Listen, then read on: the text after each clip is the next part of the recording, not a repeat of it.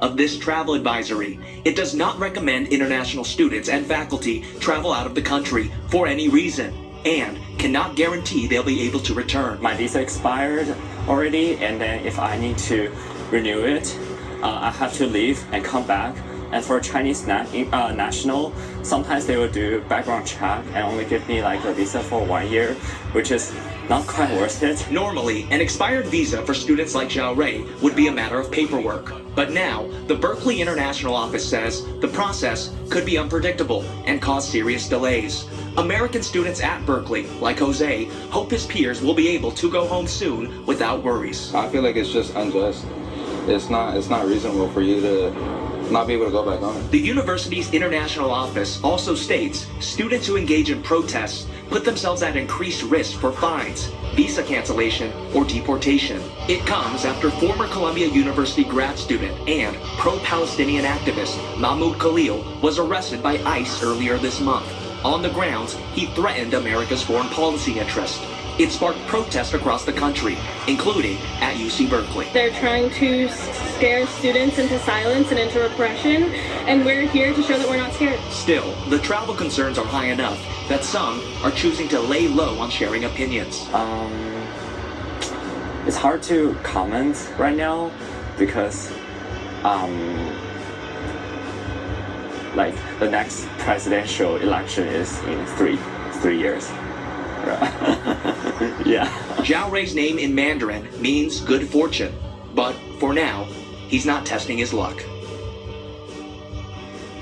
Are you living in fear? Yes, but I'm also sort of determined that I want to do something about it. A federal funding fight could have local impacts on critical UC Davis research. Professors are now speaking out, saying they're worried their money stream could be slashed next.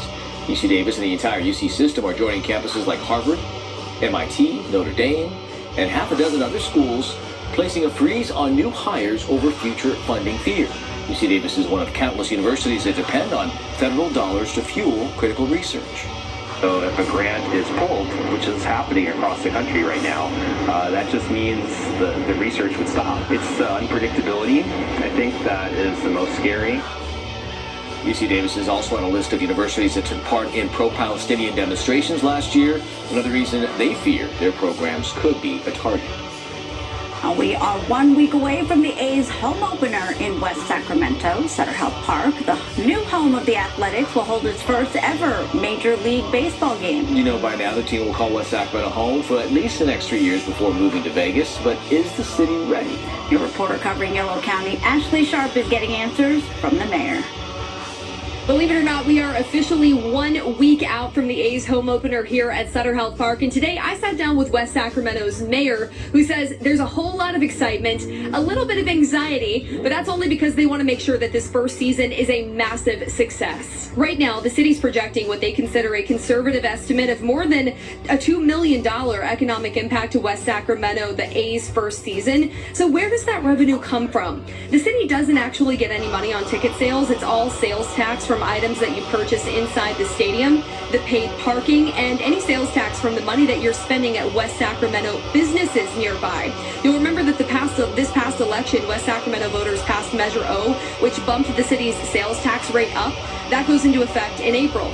The city's mayor, Martha Guerrero, tells me she's excited to see what will be a new hotel built right on the riverfront on the West Sac side and booming business for local restaurants and bars. But she's most impressed by how quickly the city was able to make this happen to welcome the A's to Sutter Health Park.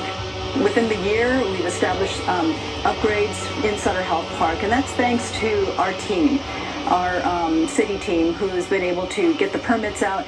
So it shows that West Sacramento can achieve some, quick development in Sutter Health Park, and we're ready for, a great Major League Baseball season ahead.